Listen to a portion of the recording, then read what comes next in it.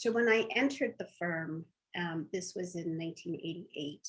It was at the height of the U.S.-Japan trade wars. And it's hard to kind of remember those times now, but it was at a time when Americans in the U.S. were feeling very, very threatened by Japan and its ascendant economic power. So U.S. companies and U.S. industry were bringing unfair trade practice cases against Japanese companies.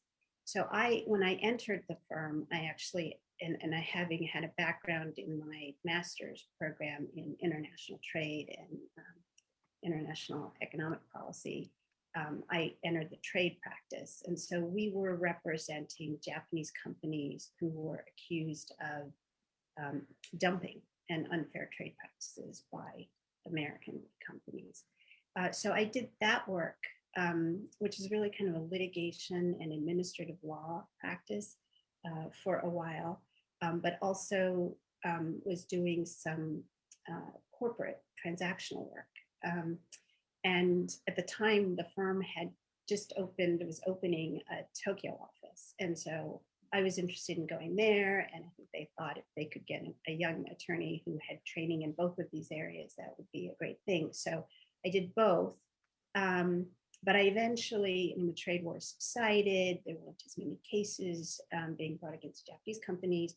And I got more and more involved in the transactional work.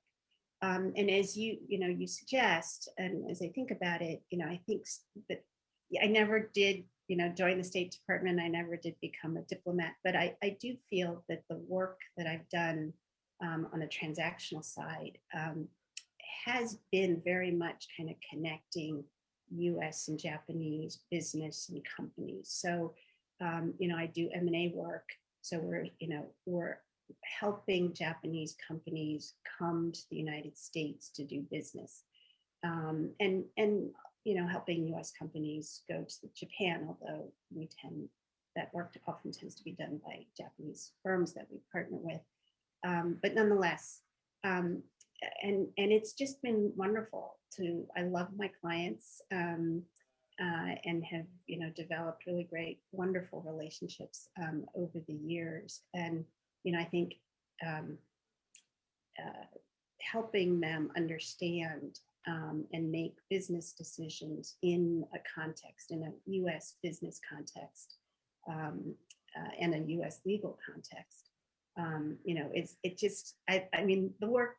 Deal work is fun, but having that cultural overlay, and in particular with Japanese companies and with the connections to my own heritage and so forth. And I have to say, I love I do, where we do purchase and sales agreements where people are purchase and sale transactions where companies are buying other, a Japanese company will come and buy a U.S. business or, company or assets, whatever. But I have always really enjoyed the joint venture work in particular. And I find those transactions just kind of on the merits, just more interesting, because it's a marriage. You have two companies coming together who are undertaking some sort of joint enterprise. And it's much more complicated than, a sale where you come in, you buy, you exchange the money, exchange the assets and, the stock, and everybody hopefully goes their own way. If they come back, it's usually because there's been a problem in the transaction, so that's not always a good thing.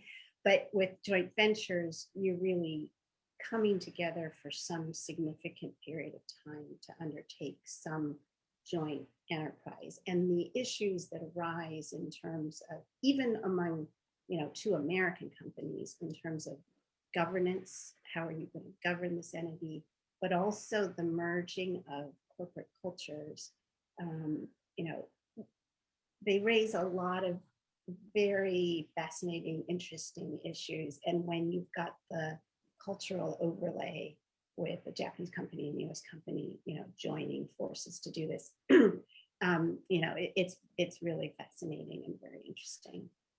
So I feel like it's been a little bit of private diplomacy, perhaps.